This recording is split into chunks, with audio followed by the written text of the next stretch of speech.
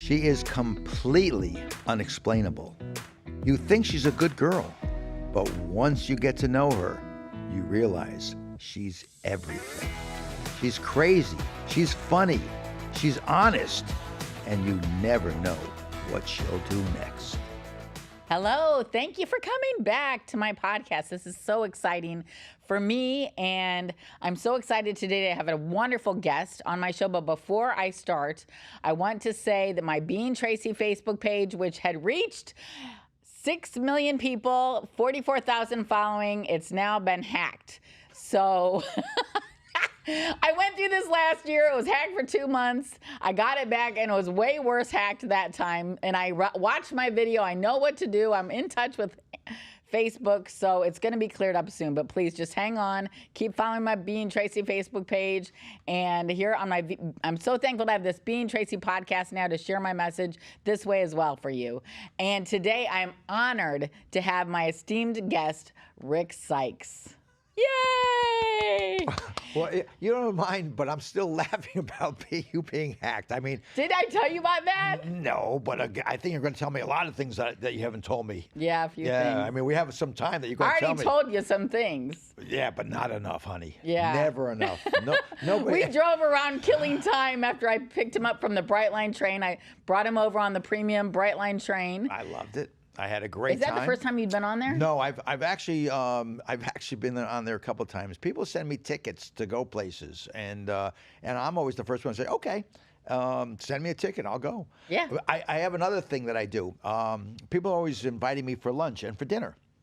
And there's restaurateurs, the people who own the restaurants, and they say, hey, listen, you're a celebrity. We'd like to have you come in.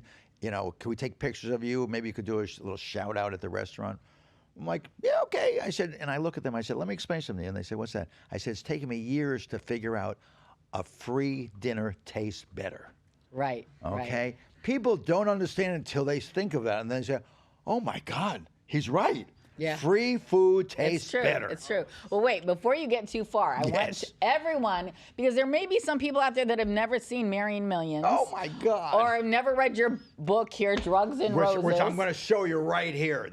This is my book. Okay. But tell us who you are. Tell us who you are and why we should read your book and why we should watch your TV show. Okay. Well, yeah, well, I mean, this podcast better be about 6 hours then, because It's not. So then- I want the Cliff Note version. Oh, Cliff Note. you want the Reader's Digest version. Uh-huh. And for all you people who are still young and don't know about the Reader's Digest, it was a book years ago. But anyway, well, I got to tell you, I mean, just to give you an idea, this book, which is called Drugs and Roses by Rick Sykes, that's me. It just came about because it was during COVID, and what was happening is I'm a Harley guy, and during the afternoons I'd be on my Harley around South Beach, Miami, and people would be there, and people recognized me because of the show Marrying Millions. But we have to start before that. But I'm going to explain that to Okay. you. So everybody recognized it from Marrying Millions, and people would see me, and I never wore a mask. And people used to say, Rick, put a fucking mask on. And I'd go, yeah, Right. and I'm driving the Harley. Well, finally it got so bad. I should have found you when I was living in South Beach. That's the time I moved out of South Beach because it was just too much. Yeah, well, during the pandemic. people were telling me, you're going to kill us. Oh my gosh! Well, you didn't. What was I called? Mary. What was that lady? Mary, I said it on my other blog. They acted like I was. No, not Marilyn Monroe. Yeah, you could look No, like they her. thought I was like Typhoid Mary. Oh. They treated me like Typhoid Mary because I didn't always wear a mask. But Yeah. anyway, go ahead. I never wore a mask. So finally it got to the point where I said, this is stupid. So I started riding my Harley at night when people didn't see me. They couldn't recognize because it was it was dark out. And I had nothing to do during the day during this pandemic, which, oh my God, it was so stupid. But anyway, so I decided, well, I'll write a book. And I wrote a book, and the book is really very, very funny. And I mean, just to give you an idea of this book, the very first chapter is called The Vanishing Condom. And That's gripping. That will give you an gripping. idea. That was when I was that was when I was 13 years old. That Okay. episode. So In Cliff Note version, who is Rick Sykes? yeah. So I'm going there now. So let me explain this to you. when I was 13, I got arrested with a couple of kids. And for anybody who knows about when you're growing up, if you remember erector sets, which was all kids had erector sets. They're those metal bars that you built buildings out of. So I'm 13, and I got arrested with the grandson of this huge company that's known all over the world, along with Timmy, another friend of mine whose father was the head obstetrician at Yale, another friend of mine whose father was the head of Shearson Lehman or Shearson something or other. So there's 4 of us. We get arrested for whatever we were doing. We were all drunk at 13. We hit our friend's father's wine cellar. At 3 o'clock in the morning, we're out downtown New Haven creating a ruckus and throwing things and breaking windows and shit. Just joking, but we were drunk, 13. Well, the cops come. They call everybody's family up. Everybody comes to get them except mine. My father said, how long can I keep him there? How many brothers and sisters did you have? 1. One. And your parents were together? Oh, yeah. Oh, yeah. In those days, everybody stayed together. Yeah. So, wouldn't you know it, I go into juvenile detention for Oh, my gosh. for 4 days. He let you. He was like, let him. That Let was- him go to that detention. was it. That was it. And that's basically how I That's started a my lesson. life. That was a lesson, a strong lesson. Yeah, and I tell you, I had so much fun there. That's the funniest part. I became friendly with all these guys who, one kid knifed his mother, one kid ran away from Washington, D.C., another kid robbed a bodega. So this is the circle you're hanging with now. You become like those that you hang around. Right. So now what is this making you want to do? Well, it just made me just. I got to the point where I learned 2 things from there. From when I left there, and I was expecting to get a belt from my father or a whack across the face, but he said, "Okay, you learned your lesson. Don't do it again." That was the end of it. Good for him. But I did learn 2 things when I was there. Number 1, which honestly I've lived my whole life since this way. Number 1, I don't give a fuck. Very simple. I just don't give a fuck. Right. Whatever's going to happen, happens. Whatever happens, happens. Whatever did happen, I just don't give a fuck. The second thing I learned was this: if you have a party, I will come. Well, that's good to know. I will go all over the world for a party. I had an event I invited you to in South Beach. I that love I remember you Yeah, came. of course. If there's a party, I will go. And that's what I learned. So at 13, I learned that. Now, you have to understand something. I was smoking weed at 13. I was drinking at 13. I was a wild kid. Yeah. And they had a movie or stuff about smoking weed that makes you go crazy and stuff like that. I forgot the name of the show, the movie, but it was really funny. And of course, I ignored everything, and I was just wild. And when I say wild, I was wild. And then I ended up at Woodstock, and I was 18 years old. My hair is out to here. Had the time of my life at Woodstock. And I remember my father was raking the lawn about 8 o'clock in the morning, and I was in a little red MG, which most people don't even remember what an MG is. It's a little sports car. And it was old, and I bought it for $400 while I was digging graves in New Haven. You really were digging graves. Oh, yeah, by hand. And That was your job. Yes. And I was able to save $400. I bought this little car for $400. And I remember driving out my driveway. My father goes, "Where are you going so early?" And I looked, I said, "I'm going to Woodstock." And he said, "Over my dead body." Boom, I went right around him, took off. And it took, I'll tell you something. You know, there's a saying, if you remember Woodstock, you weren't there. Right. The only thing I do remember is Jimi Hendrix playing. I finally got some sleep after 3 days of partying my ass off. And just as I was falling asleep, Jimi Hendrix goes on the guitar. And I wasn't sure whether to scream in anger or scream in ecstasy. But I did the ecstasy because I was going to say, I bet you did the ecstasy. He was phenomenal. That's really the only thing I do remember about Woodstock. And I remember a few other things. I think, well, we won't get into that part. But I will tell you that it took us over a day, to the next day, to find our car. Oh. Yeah.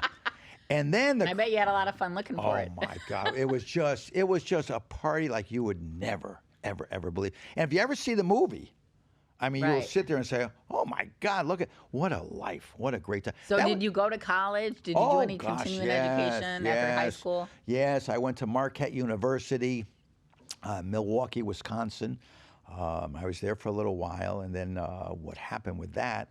Woof. Well, here's a crazy story. Are you ready? A friend of mine who was a Mexican, who lived in Milwaukee, and he said to me, "Hey, let's drive down to Mexico and get some weed for some parties that we'll throw in at Marquette." I said, "Okay, great." I'm always like, "Okay." We go down to Mexico. Drive down there in his Lincoln Continental. We get into Mexico. We're now in the jungles. I mean, in the jungles. And I'm like, "Where are we going? I thought we were just going to get a couple ounces of weed and drive back." He goes, "No, don't worry. We're in the jungles, and all of a sudden we come to this farm, and we drive up to the farm, and he says, 'I'll be right back.' He says, 'Pop the trunk.' So we pop the trunk, and out of that, all of a sudden, I see these people coming out with these big, giant bales. Bales. Which means bales of marijuana. Marijuana, right. And I look at him, and I said, 'What's all this?' He goes, 'It's the weed.' I said, 'Weed?' I said, 'How much is that?' He goes, 200 pounds. I looked at him and said, 'Are you out of your fucking mind?' He said, 'No.' I said, 'And what's that in your arm?' He said, 'Oh, that's a kilo of cocaine.' I'm like, "Oh my God." Well, I mean, this is not what I was expecting. I mean, I was just a fun kid, just having fun. I wasn't expecting this at all. Well, once you know, we're driving down the road, and before you know it, we get followed by these people in an old Ford pickup. They stop us. They turn out to be the cops, federal cops. Okay. Kicked me, beat me up. Oh yeah. The cops Oh did? yeah. Oh yeah. Speaking broken English, and they said then one of them had a pistol, put it in my mouth. I'm 19 years old, remember, in college, and he puts a pistol in my mouth. He said, in broken English, "You have three choices. Number one, I'm going to kill you right now." And he said this in English? Broken English. Number two, you're going to spend 25 years in prison. Number three, get me $5,000. I opted for the third. Yeah. Where are you going to get it now? Well, that was the thing. So remember my father, who wouldn't come to get me in jail when I was 13? Well, I called him up. And I said, "Listen, I'm in trouble." He goes, "Where are you?" I said, "Mexico." He said, "You're supposed to be in college." I said, "I know, but I'm in Mexico." Click, he hung up on me. Oh my gosh. Jeez. So you're learning about Rick Sykes right now. Yeah. You had to. I called a very close friend of mine, Jay Mulligan, who just passed away recently, and who I went to Woodstock with, also one of my close friends. And I told him the story on the phone, and he said, "I will Western Union," because they didn't have Zelle and PayPal in those days. Right. Remember, there's no phones, so no cell phones. So he said, "I will Western Union you 3,000." I said to the head of the police, I said, "I can get 3,000." The guy says, "Okay." So now you have to understand where I am. I'm in a place called Apansangan, Michoacan. I'm in the middle of nowhere. In front of me is a big ocean, a beach, gorgeous. Behind me is a jungle and a mountain. So there's no reason putting me in jail because I'm not going to go anywhere. Right. So I was sleeping on a hammock in front of the beach. Wow. But here's the problem. I'm there on the second day. I'm starved. Nobody would talk to me. I'm the gringo. Nobody would come near me. In the morning, I wake up, take off my jeans and T-shirt, which is all I owned at the time because they took everything else I owned. I'd wash it in the spring coming down from the mountains. Wait, so these police abducted you? They didn't abduct me. They arrested me. They arrested you. So you're in like a cell. No. That's what I'm telling you. There's no reason to keep you in a cell because you couldn't go anywhere. If you go in the mountains, you got eaten by an animal. If you go swimming out to sea, you're going to get eaten by a shark. Where are you going to go? There's nowhere to go. Right. And these are little tiny Mexican towns. This is not a big city. This is a little tiny town. Yeah. So no, I'm there on the beach, and they know I'm not going to go anywhere. There's nowhere to go. Right. So I'm sleeping in a hammock, Waiting for the money. waiting to for come the in. money, Right. and starved. Right. So on the second day, I'm famished, and it's about 3 o'clock in the morning, and I'm sleeping in the hammock, and I'm just famished. And all of a sudden, some old guy comes over to me while I'm sleeping, puts his arm on my shoulder, grabs me, takes me out of the hammock, brings me right down to the ocean. As I go down the ocean, he throws me down on my knees. An old guy. Not throws me, but places me on my knees. Takes my hand and puts it underneath the tortoise.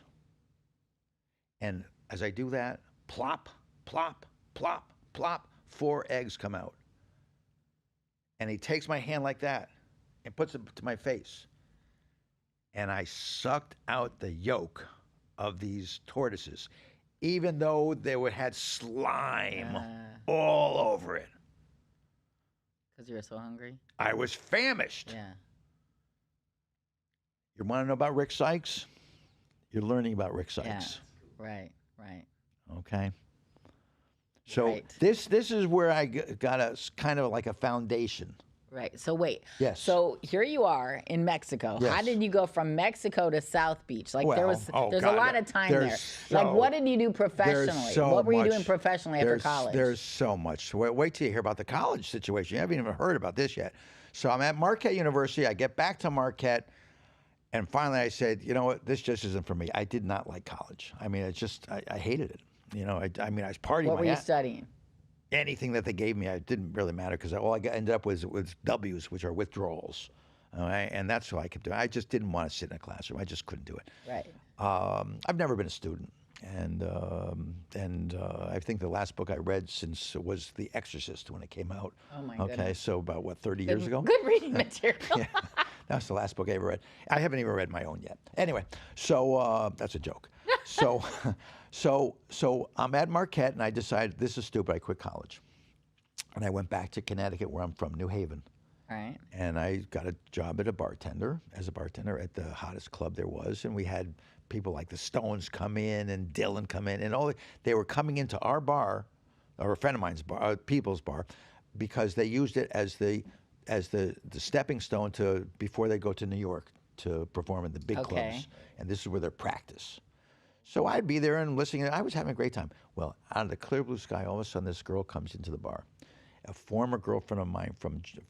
Now this was a bar that you owned. No. I just got out. No, I'm only 21 years old. Okay. No. I'm a bartender. And this girl comes in and she says, "Oh my God, Rick, how are you?" Da, da, da. I said, "Great, how are you?" There's an old girlfriend of mine. I think we were 16 when we were getting it on, and beautiful girl. Getting it on. Yeah. And she looked at me, she goes, "What are you doing now?" I said, "Nothing." I said, "I quit college." She goes, "Why don't you come to school with me?" I said, "I don't want to go back to college. I hated it." She goes, "What are you going to do?" I said, "I don't know." She goes, You may like my college that I'm going to." I said, Why would I like it?" She goes, "It's an all-girls college, just going co-ed." My eyes opened up, my ears opened up, my mouth said, "Get me an application." To an all-girls school? All girls, 1,200 women and 28 guys. Oh my goodness. It just went co-ed, she said. Just going co-ed. Oh my gosh. But wait till you hear the story. Where here. was it? Well, in Purchase, New York, White Plains. Okay. So she got me an application. And in about 3 days, I filled it out, never expecting to get accepted because my grades were horrendous. Well, I didn't have grades. I had all withdrawals at Marquette University. Marquette was a Jesuit college. This was a Jesuit college also. So I filled it out. A couple days later, I get a letter saying, "You're accepted." I'm like, "You've got to be kidding me." They accepted me? And she kind of expected me to be her boyfriend at the school. Right. Of course, that wasn't going to happen. Well, why did she invite you to go to an all-girls school then? That was a little bit little You got to mixed realize. messages You got to here. realize. Mixed You got to messages. realize this is a woman. You know, some women just don't make sense. Some guys, they certainly don't make sense either. But this one made no sense. But anyway, her idea was that I was going to be with her, and that wasn't going to happen. So I get to college with her, and my first day there, I looked at her. I said, "What am I going to do here?" She goes, "Be an art major." And all you artists out there, you're going to hate my guts when I tell you this story. You're going to you're going to sit here and say, "Rick, shut the fuck up." But it's a true story. So the next thing you know is I said, "What am I supposed to do?" She goes, "Just be an artist." I said, "What do you do?" She goes, "Nothing." I said, "Nothing?" She goes, "No." I said, "I don't have to take English, history, math." She goes, "No, be an artist." I said, "Okay." So I signed up art courses. First one is drawing. So I go into the studio. I'm there with, I think, about 11 other girls and myself. That's it. And I walk in, I sit down. Never drew a thing before in my life. I was wondering if you had any talent for this. I can't even draw a stick figure. I can't draw a straight line. Right. I mean, I really can't. And I go in there, and the professor has a floral This is arrangement. hilarious. Oh, I know. It has a floral arrangement. He said, okay, draw this. And I'm sitting there drawing. And before you know it, he's looking at this one, looking at this one, looking at that one, and say, oh, that's nice. Oh, this is good. Oh, I like that. Comes over and he goes, what the fuck? I said, what? He goes, what the fuck is that? I said, it's that. He looked at me and goes, is this a joke? I said, no. He goes, what's your major? I said, art. Well, let me explain something to you. You saw veins coming out of his head. He looked at me and goes, get the fuck out of my class. No way. And he's yelling at me, and I'm sitting there like, ugh. And the girl that I'm with, Rosemarie is her name, she looks at me and she says, she rolls her eyes. She's like, and then after I waited outside for her, and then she came out and she goes, I saw what you drew. She goes, a 2-year-old could do better than that. I said, I've never drawn a thing before in my life. She goes, it's obvious. So that was the end of that first course. Next course, You stuck with art. You changed. Well, no. Next course was an art history course, and I walk in, and it's taught by a nun, and she's talking about this, talking about that, and finally she looks at me. She goes, "Richard, you look, you know, like you don't know what I'm even talking about." Right. She goes, "Do you know who did this?" I said, "No." She goes, "Do you know about the David?" I said, "I've heard of it." She goes, "You heard of it?" She goes, "What's your major?" And I said, "Art." She giggled. She goes, "God bless you." Gives me the sign of the cross. And then I walked out, and again, the girl I was with, Rosemarie, she looks at me and she says, "You're dead." I said, "Yeah, I know." We go to the next course, and it's a sculpture course. And this guy's name, very famous guy named Louis Tracus, world renowned. He puts a big thing of clay in front of, there was only about 7 people in this class, 6 girls and myself. Puts a big monster thing of clay. He said, "I'll be back in an hour. See what you can do with this." An hour goes by. He comes back, looks at everybody else, comes over to me and goes, "Wow, how long have you been sculpting?" And I look at my watch. I said, "About an hour." He goes, "No, silly. How about in the past?" "An hour." He said, "You've never sculpted before?" I said, "Nope." He goes, "Holy shit." He said, "You're a prodigy." That's what I was thinking. You're a prophet. And I looked, I said, "You think so?" He goes, "Do I think so?" He said, "Holy shit." Well, make a long story short on this one, I ended up getting the keys to the studio. I became his assistant. That's amazing. I had an old beat up Mercedes at the time. I'd go to all these construction sites and grab all the steel that they were throwing away. They used to throw it away in those days. Today, of course, they resell it, but in those days they'd throw it away. I'd load up my car with steel, go back to the studio, do tons of drugs. So I hadn't slept. I wouldn't sleep like 3 days, 4 days, 5 days. Right. Be totally wired, out of my mind. Right. Building these giant sculptures, like 10, 15, 20 feet high, out of steel. And before you know it, all of a sudden, these people coming from all over Westchester saying, "I'll buy that." And I'm selling sculptures for $5,000, $6,000, $7,000, $8,000. Now, remember, that's in the 70s. That today is like $50,000. Right. And it was crazy. And then all of a sudden, I'm getting honors. That's amazing. Well, so I guess you kind of told us a little bit, but I was going to say. I haven't told you the good stuff. Well, what? First you start out in Mexico in your story.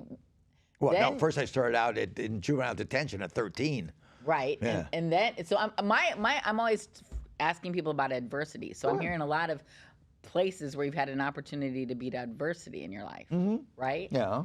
So did it start getting easier for you now at this point in your life? Or were you Wait. Remember what we started in the very beginning. I don't give a fuck.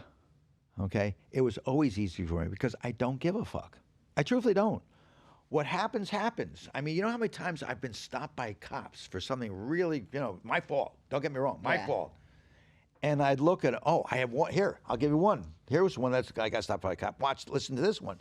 So I'm in a Porsche, which I'm a Porsche collector, and I'm a certified. I'm going way ahead of the story right now, but I'm a certified gemologist now. Okay, after all my other stuff, which is a million other things, and I'm probably about 27 years old, something like that. And I had to give a speech. I had to give a talk. They wanted me to talk about gemology somewhere, and I'm late. So I've got the top off my Targa Porsche, and I'm doing probably about 120 miles an hour on 95 North. And I must have passed a cop because all of a sudden, a couple miles later, there's a whole roadblock for me. And I see them like, holy shit. And I do one of these pit stops. And as I do the pit stop, cop comes over with the gun. Get out of the car. Da, da, da, da. Put your hands And on top. what age were you here at this? 26, something like that. Oh my goodness, still So young. he goes, put your hands on top of the car. Now I had the top off the car. I looked and said, hello, there is no top.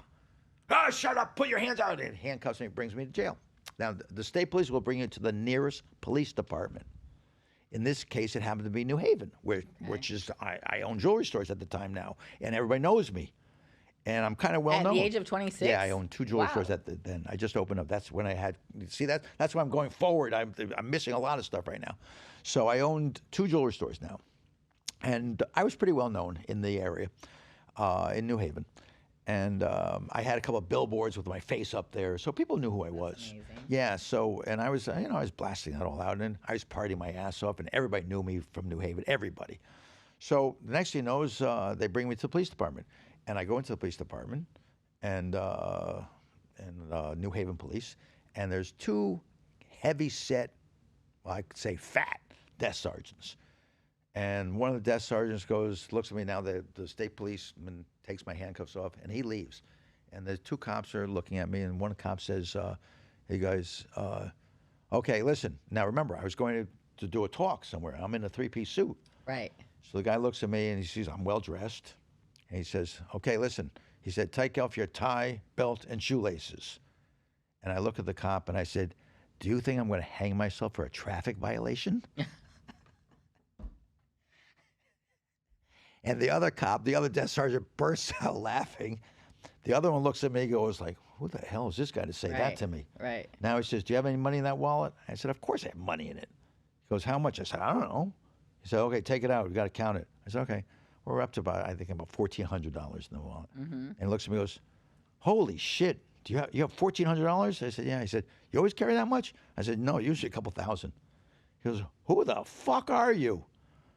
And then I said, Rick Sykes. He goes, oh my God, Sykes Libby Jewelers? I said, that's me. Oh, Mr. Sykes. Oh my God, we're sorry. Oh my God. I said, don't worry. I said, this has been an experience of a lifetime. I've had a blast. Right. And this is where I realized, you know what? You shouldn't get nervous when you're in trouble.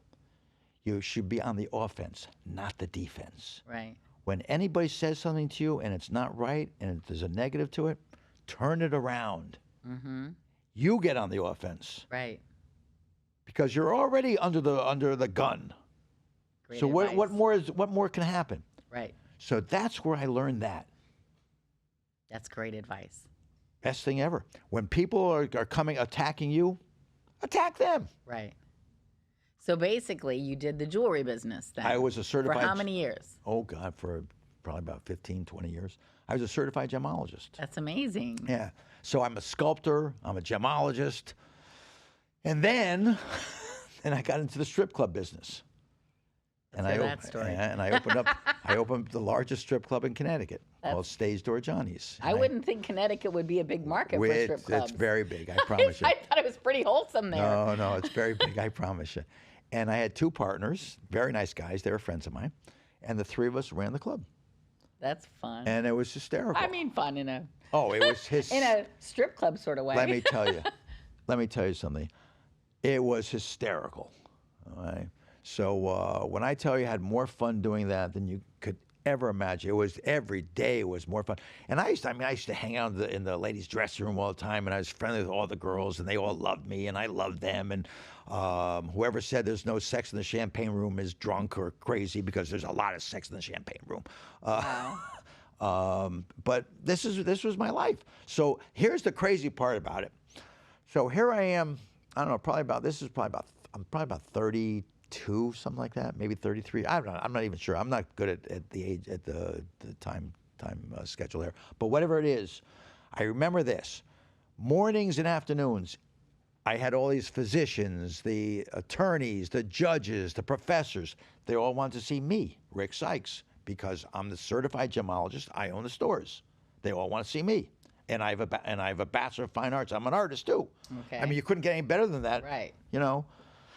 And they all wanted to see me, and everybody made appointments to see me, and I would consult with them and design things for them and stuff like that. So I had all the upper echelons of New Haven in that surrounding area. Well, at night, here I am running my strip club. Right. And my strip club was, So you still had all that other stuff going on during the day. oh God, yes. And then your strip club was only open at night. Yes. Okay. So here I am during the day in my three-piece suit. Here I am at night in my torn jeans and a t-shirt. I love it. My clientele at night were the mobsters, the crazy people, the druggies, you name it. And it was hysterical. So I was a big, as we say in Italian, a big spaccone. I was the big shot in the morning and afternoon with the la-di-das of New Haven. Sure. And I was the big spaccone at night with all the crazy Wow, people. you were working hard. No, it wasn't working. It was fun. It was fun. It was just like, this is what you call really black and white, and white, or night and day. Totally, nothing in between. Yeah, no that gray. is crazy. And you have to understand, my club was run by the Hells Angels, Okay. who were friends of mine, and that's why I still drive a Harley today. and my security was the New Haven Police Department. So do you see where I'm going with this right now? You have it all wrapped up, don't you? Totally. I mean, I could do whatever I wanted in broad daylight in the middle of downtown New gosh. Haven, and everybody would say, "Hey, Rick, good going." It didn't matter what I did. I could smash into 10 different cars and Wow. laugh, and people would say, "Oh, hi, Rick. See ya. Take off." Right. It was crazy. That is crazy. Yeah. That's been good to be you. That's been good to be you. Yeah, and still is. It still is. I mean, you got to understand something. This is why you remember, we haven't even gotten to my show about marrying millions. We're so far away from that still. But we only have a few more minutes. That's so why I that's said- why that's I want to why I make sure we said- get to all the key points. That's why I said we got to be here for a couple days maybe. Because I mean, for me to tell you this. So I got to tell you something very interesting. Just the other day, in an aside here, just the other day, somebody asked me to do a podcast, and they asked me to come to their location, and I said no, I couldn't go, and they came to me, and so make a long story short on that one is after the podcast was over, they called me the next day, and they said, you know what, we've decided we can't use your podcast. I said okay, no problem, and I didn't care, and the next thing he said to me on the phone was, the reason we can't use it is because there's not enough there for the people to understand you. We want to do a docu-series on your life. He said, fuck the podcast. He said, we got to let people know who Rick Sykes actually is, other than seeing you on TV, seeing you in Right. movies, seeing you on podcasts, reading your book. We have to let them know really who the fuck you are, because nobody's like you.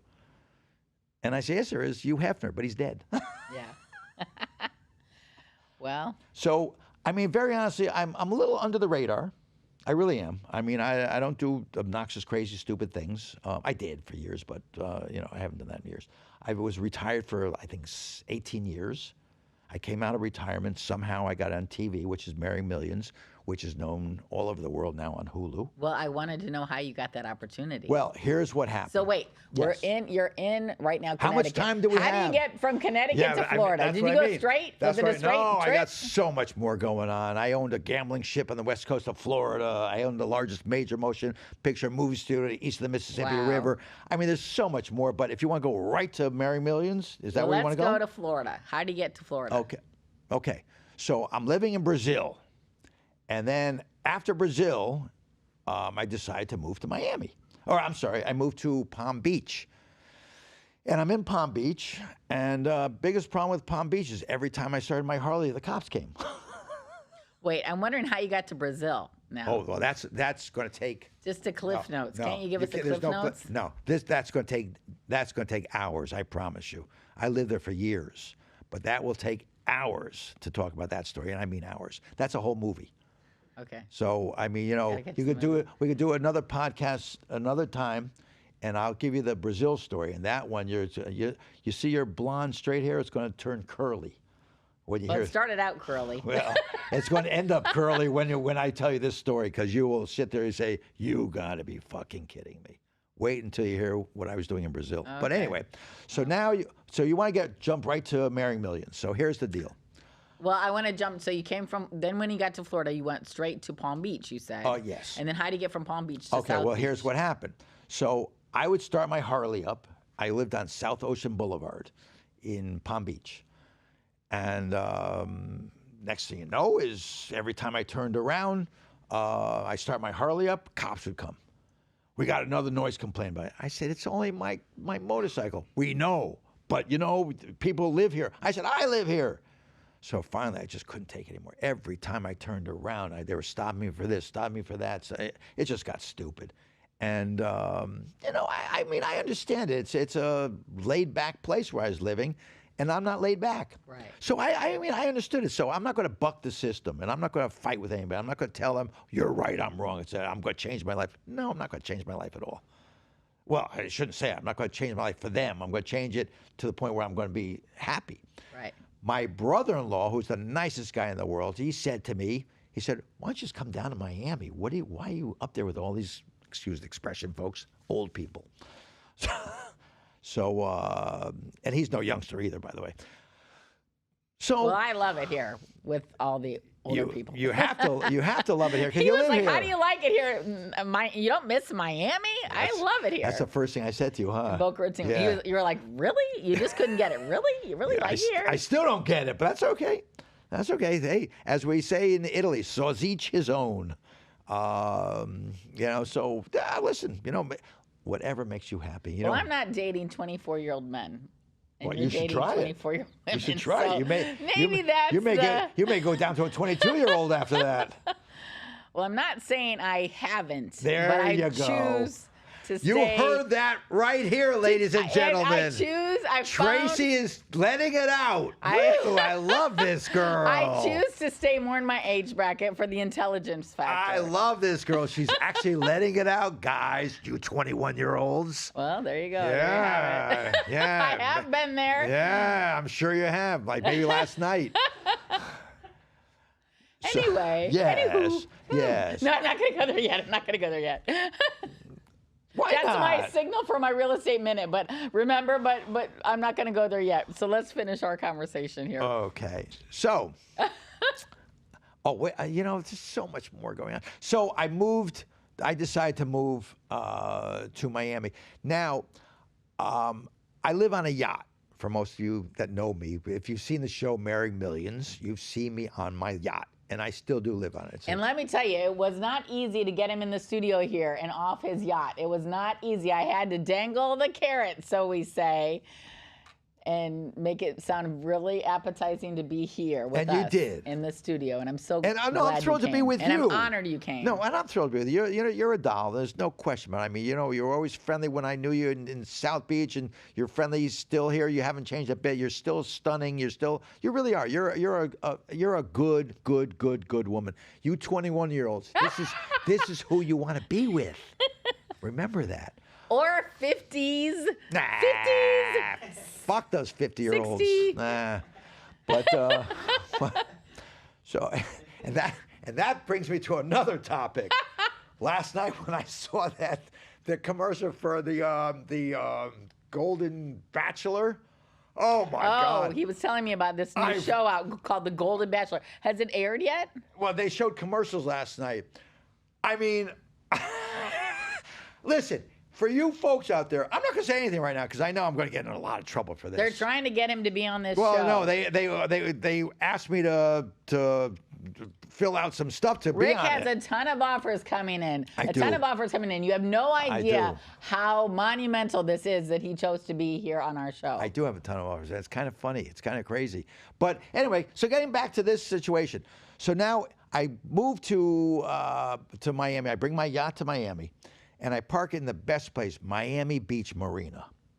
All right. Right outside Monty's. The best spot in the world. And I'm telling you something now, I've been all over the world numerous times, and nothing compares to Miami. I'm telling you something. I have all these friends when I say, Miami. Miami or Miami Beach? Miami Beach, sorry. Because Miami Beach is a whole different Sorry. animal than Miami. Sorry, you're and right. South Beach. Sorry. No, South and it's Point, South Beach. where South, you are, South that's a and whole Fifth. other Yes, area. Yes, and it's the best. It's the best. It is the best. If you're going to be in Miami, you want to be in South Beach, and you want to be south of Fifth. Street, Yep.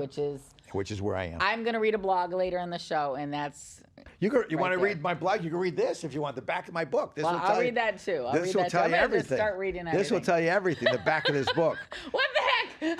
And you know. Who needs polite conversation? And Let's just start reading. Plus, I need a pen because I'm going to sign this over to you too. So at the Well, end good. of the show. I want it. So, I want it. yeah. Oh, I can't pound on Yeah. that. I was already Yeah. told by Ben, one of the last shows, don't pound on the table. Yeah, don't pound on the table. He's like, I heard this pounding. I was wondering what was going on. You can pound on your boobs, but don't pound on the table. So I moved to South Beach, and I have the yacht down there, and I don't know anybody. I mean, I know a few people down there. People know me from New England, and because I was pretty well known. I was friendly with Steve Rebell from Studio 54. I was friendly with a lot of these crazy people, nutty people in New York. I lived in Okay. New York for quite a while. Okay. We passed all that too. I'm sorry. That's okay. We could do this again and again and I didn't again. book the studio for long enough for you. Well, next time, book it for a couple days. Gotta have 2 segments or 3. At least. So wait to hear my New York stories. Whoa, God. Anyway, so now this is pretty funny. So I'm at Starbucks and on West Avenue, and which is no longer there, by the way. West Avenue's there, but the Starbucks is. Oh yeah, I used to live right across from it. I actually used to live on that road, Starbucks right across every from it. day. We had a group of guys. There was probably about 6 or 7. I was surprised that left. Yeah, I was shocked. So I'm at Starbucks, and a friend of mine who was there. It just happened to be. I usually don't do this, but it was about 8 o'clock at night. I don't go there at night. I was only there at 11 o'clock in the morning. But I just happened to be there later on that evening, and I had to get. It's because I had my computer. I couldn't. My what do you call it? Internet wasn't working on the boat that day. So I went over to Starbucks, and I'm there, and these 2 friends of mine who were working there. I'm talking to them, and all of a sudden one of them goes, Rick. I said, yes. He goes like this. He goes with his eyes. I said, what's wrong with you? Rick. I said, what? He goes, I said, what's wrong with you? He goes, turn around. I turn around, and there's this drop dead, gorgeous, voluptuous girl. I mean, gorgeous. And I looked at her, and I said, what the hell are you doing here in South Beach at 8 o'clock at night at Starbucks? I said, why aren't you getting ready to go to a club? And she goes, I would be. She goes, but I left my phone in an Uber. And the Uber driver, I'm waiting for them to come back and deliver it. I said, oh, in that case, can I sit down with you? She goes, sure, of course. Now, if we had a lot of time, I would tell you this whole story, because what a story this is. But make a long story short, we ended up living together for about over a year and a half. And drop dead gorgeous, 22 years old, drop dead gorgeous. Right in your market Oh, there, 22. my God. College graduate, fathers of... How old were you? Oh, God, I don't know, 100, maybe 102. I don't know. I have no idea. I have no idea what I am now, but I was old. So before you know it, we're living together, having the time of our lives, and then came down to she wants to marry me. Kids. No, she wants to marry me. That's a whole nother story about the kids. Yeah. We'll talk about that another date. Woof, that's a crazy story too. So she wants to get married. I'm like, I ain't get married. She goes, well, I love you, da-da-da. I said, listen, I'm going to do the best thing that's ever happened to you. She goes, what's that? I said, I'm buying a first-class ticket back to New York. You're out of here. So she left. And when she left, and it wasn't, this is what it was. But when she left, for 6 months, I was single. I was fine. I was happy. I knew a lot of people by that time in South Beach. I knew everybody. And I was going from party to party to party to party to party. And there were great parties. And out of the clear blue sky, I met this other girl who's the one on the show with me, and I'm marrying millions, and her name is Okay, Erica. so that's right around the same age time for you. Yeah. So now I meet Erica, gorgeous blonde. Recently, it was recent. Well, I would say this is Yeah, kind of 3 years recently, ago. yeah. Yeah. So drop dead gorgeous. I mean, if you saw the show, you would say, "Oh my God, this girl's gorgeous," and she is. Model, tall, blonde, big boobs, little waist, just gorgeous. You couldn't ask for anything better. And smart, and just not pretentious, not looking for anything. Well, we fell in love. This is the girl I'm marrying millions. Yes. So what happened during that scenario while we were living on the yacht is she said to me, "Do you want to do some TikToks with me?" I said, "Of course, let's do it." Now, before that, I owned a major motion picture movie studio. Oh, you did? Yeah, the largest east of the Mississippi River. Okay. All right. So, but I would never be in front of a camera because No, I was I always didn't think- afraid of a yeah. camera. I was deathly afraid of a camera. Deathly. I mean, again, I've got funny stories about that, but we don't have the time right now. Right. But I would never be in front of the camera. So she said, "Would you do TikToks?" I said, "Yeah, sure." So we're doing TikToks, and we're doing the most stupid TikToks you ever seen in your life. Partying with each other, dancing, wrestling, and just stupid stuff. But funny. Yeah. Well, people are like loving it, and they're going crazy. Everybody's loving this. They're like, "Oh my God, look at these two." Before you know it, they reached out to us from on Lifetime TV called Sharp Entertainment, and they said, "Would you like to be in a show called Marrying Millions?" And they reached out to Erica, and because I don't even They know, found you. Well, they found but I don't even own a computer. You were discovered. Yes, by her, because of her. And I owe everything to her. I mean, there's no question about it.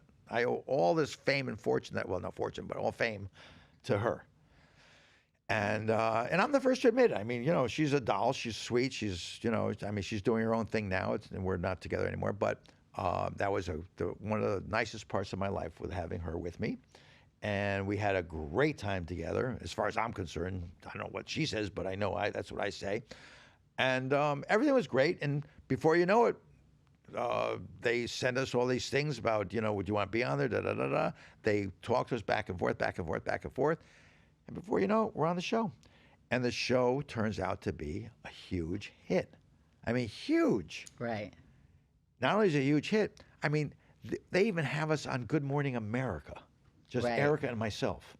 They have us in People magazine. They had us in all these magazines and interviews, etc., all over the country, which turns out to be now all over the world. Are you allowed to say why it's not on anymore? I'd rather not. You can't say No, that. Okay. but it has nothing to do with me. No, it has nothing to do with Yeah, I'd rather not talk about that. Yeah. But I will tell you this, that now Marrying Millions is on Hulu. And I'm getting fan mail like you wouldn't believe from all over the world. And I'm getting, just recently I got somebody else who sent me on my Instagram. It said, "Rick, if you're no longer with that girl," nobody ever says Erica. They always say that girl. Yeah. It's very funny. So they say, "If you're no longer with that girl, I'm great. I'll do anything in the world to be with you."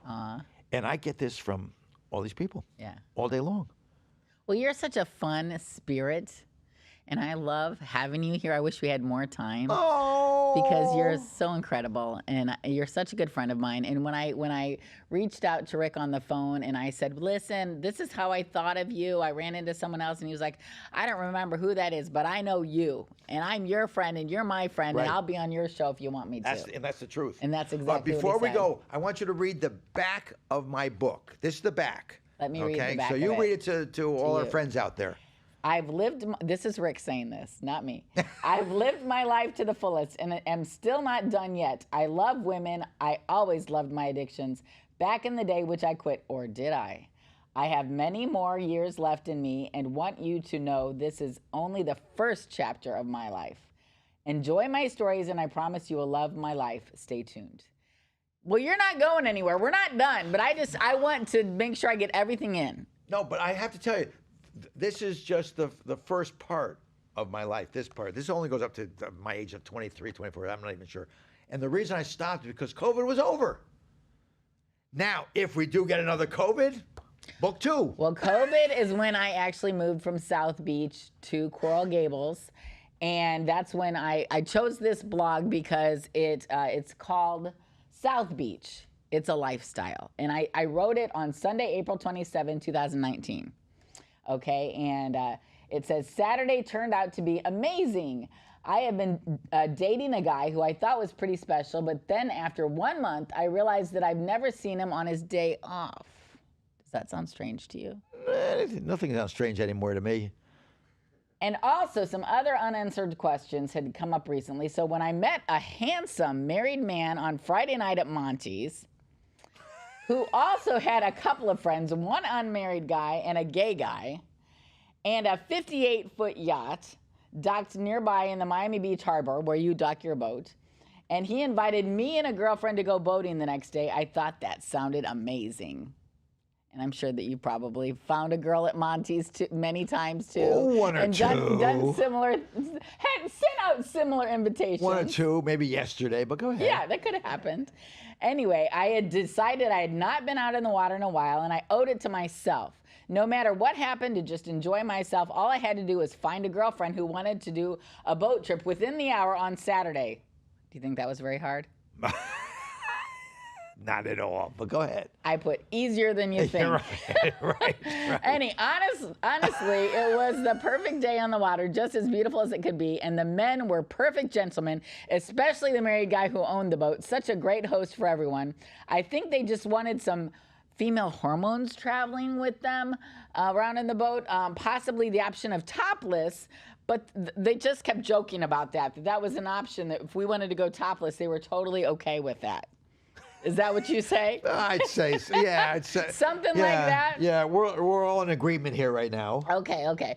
So they even had lobster sandwiches from Joe's Stone Crab to take us out to enjoy. Right. That was super nice, Wow, right? yes. Joe's Stone Crab is an amazing haunt. I was just there the other night. In South Beach. Do they still have breakfast there in the mornings? At the takeout. But I always went there the for takeout. breakfast. But no, I on Sundays. was just there just the other night. Yeah. So this is And shout out to Eddie, who's the maitre d' there. Eddie, you're the best.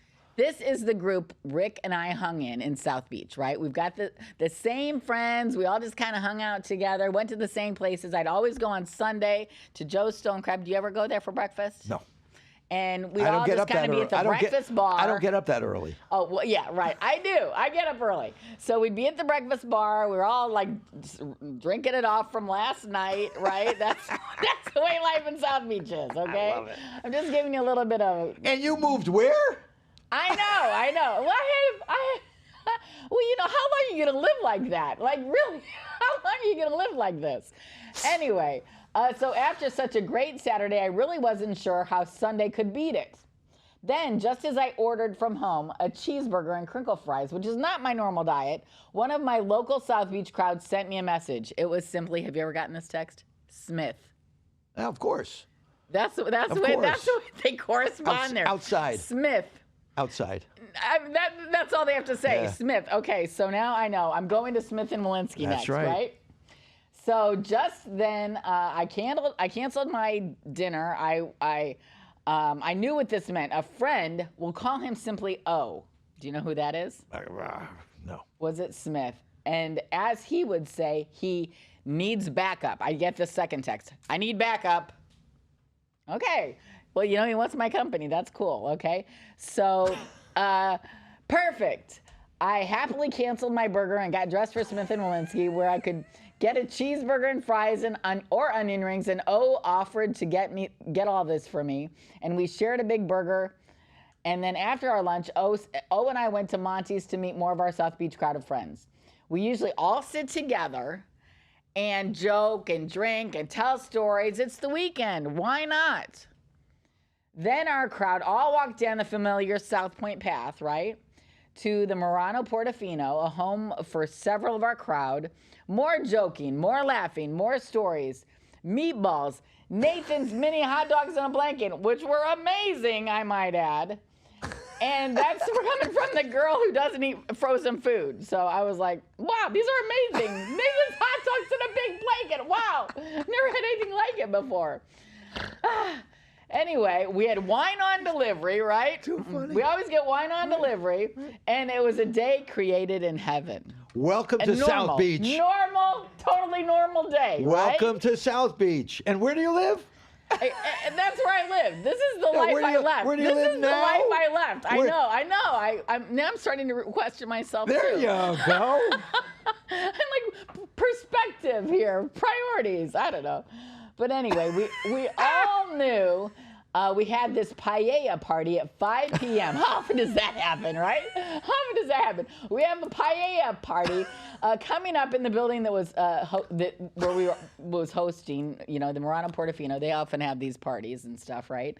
But the more we sat and visited, the less we wanted to leave and go anywhere else. Finally, two of the girls and I went to check the party out downstairs. Turned out they had free champagne, wines, fruit, and paella full of all kinds of seafood from shrimp to lobster, a DJ, and seats and tables all around, as well as new people that we'd never seen before. Like, because we're all this crowd of people just like going from place to place to place down there.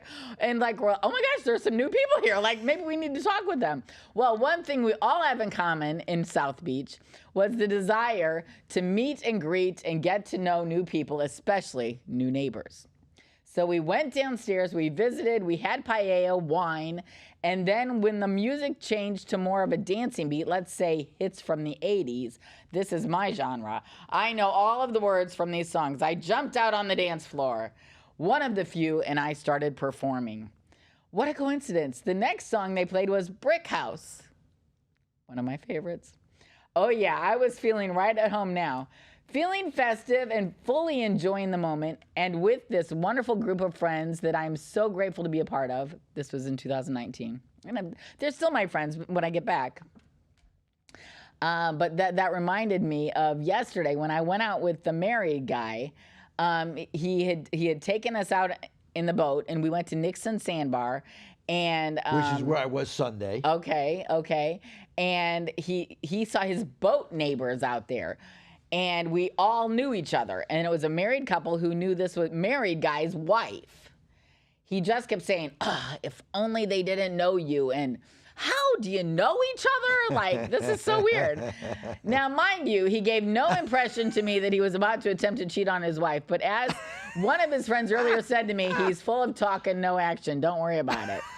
However, I assure you, the married guy, and in our very small community in South Point in South Beach, make no mistake, we all know each other.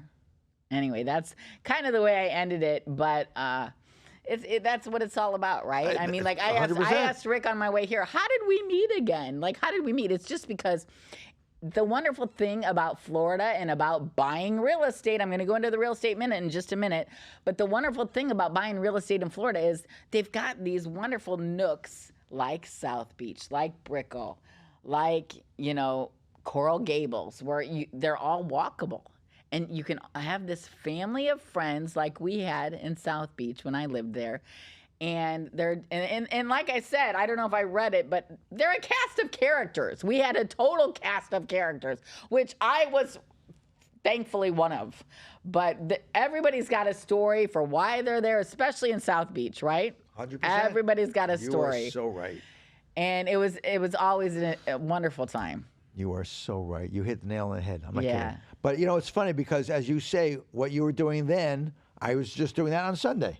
Nixon Beach with all these people. And It doesn't change. If I were there, I'd probably still be doing that. We had 7 boats tied up. And I was just telling somebody the other day who was one of the captains on the boats, one of my friends, I said, I feel like I'm back with Annette Funicello in Beach Blanket Bingo from, from the Mickey Mouse Club. I mean, you had 60, 70, 80 people there eating, drinking in the water. Everybody's drinking their champagne, drinking their beers, eating ribs, I mean, you know, it's just unbelievable. Yeah, it's an amazing adventure, honestly. And I got to tell you, again, a shout out to Shorty's Barbecue, which is, I don't know if you ever ate there, but did. Of course.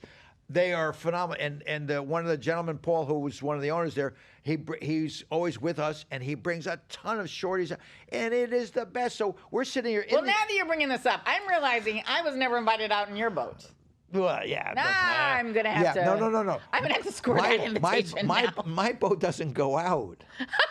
It stays in the dock. Exactly. But you went to Nixon Beach, you said. Just the other day on the snow boat. On a different boat. Yes, of course. I know Eddie Snow. Yeah, of course. Yeah, I went on Eddie His, Snow's and boat as well. We had 6 other boats tie up with us. We had about, We had a blast. Oh, we had about 80 people eating just all around the boats, swimming or laying on the rafts. I just laid on the raft, eating and drinking all day.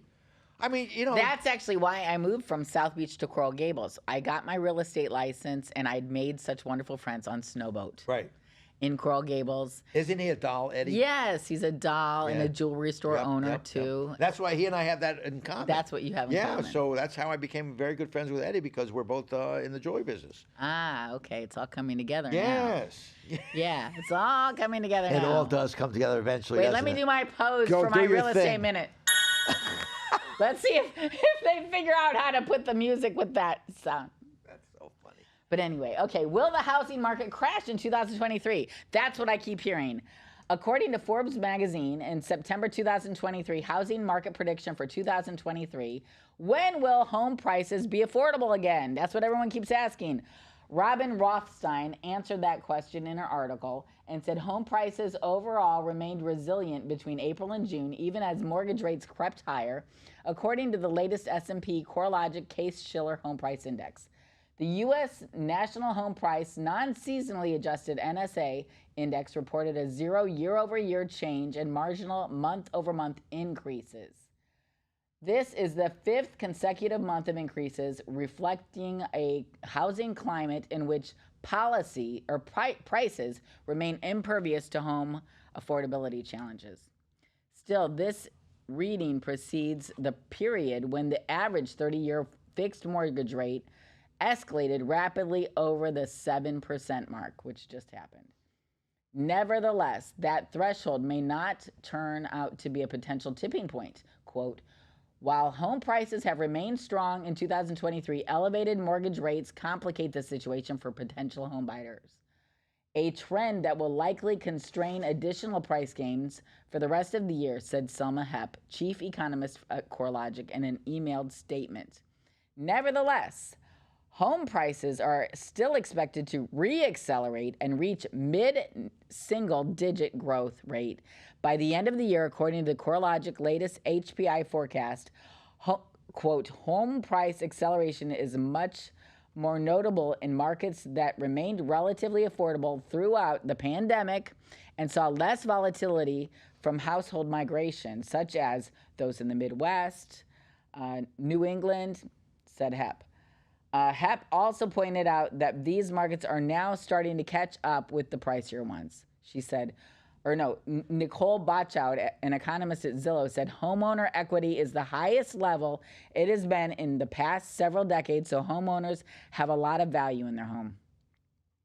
Anyway, for help with all of your real estate needs, residential, commercial, I've got a full team at Keller Williams so that if you're not in my area and I don't have someone who particularly can help you, reach out to me, because I have realtors all over the world that are amazingly capable and really good at what they do because they get a lot of education. And I'm with Keller Williams Worldwide. And the number, if you want to leave me a message, I'll give you a call back, 561-245-4000, livingtracy.kw, like kellerwilliams.com. Go to my website. You can choose a property there. And if you want more information, I'd love to help you. Do you want to give us any information on how we can get a hold of you, Rick? Rick Sykes 305. That's on all my social media. Rick Sykes, S-Y-K-E-S. Rick Sykes 305, and you'll see me there. And if you do follow me, I am working on a new show, which I am not at liberty to talk about yet. Oh, I wanted to hear how we were going to see you in something else. Oh, yeah. Oh, no. Well, everybody's seeing me everywhere. I'm supposed to be. I have so many things I'm working on right now. When you're going to be back on TV? I'm working on that right now in 2 different things and a movie. So I've got a script that I have to memorize right now. I've got a series that they want me in that we're talking about doing right now. I've got a new reality show that I'm working on right now as we speak. We've already done the sizzle reel and everything. Yeah, it's going to be wild. Yay! Oh, I'm so excited for you. Yeah, I've got a lot going on right now. I'm the kind of friend that wants to see her friends succeed and even do better. I'm the same way. I love it. I love when my friends make it. I And, cheer for my I've never friends, been yeah. a jealous person in my life. I love when my friends really go ahead. You want to be around those that are succeeding because you know. I just love I love when You're my next. I love my friends when they go ahead. I love it. I'm always there. I'm a cheerleader for all my Yes, friends. Yes, I like people like you. I like people like you. Well, thank you. Well, anyway, please subscribe and like my channel on It's Being Tracy. You can find it on YouTube, Spotify, Apple, wherever your favorite podcasts are shown. And I am just so thankful to have you here with us today. And thanks again, Rick, for showing up and for being here Honey, and I sharing love all you. your and wonderful even though magic. we're not going to show this on film, but yes, I am going to do a nice little Sign. Shout out to you on my book about Good. you. Good. Okay. Oh, good. Yes. Gonna shout out for me. I love it. It may be a dirty one too, but Oh, a yeah. dirty one, It's even better. better. Better than the, well, yeah. We already had something. He's going to tell someone that I'm his girlfriend to get out of why he wasn't. We're not talking about that right now. Okay. Love Anyway, you all. thanks again, guys. We loved having you and we love being here. I love being and here. entertaining you.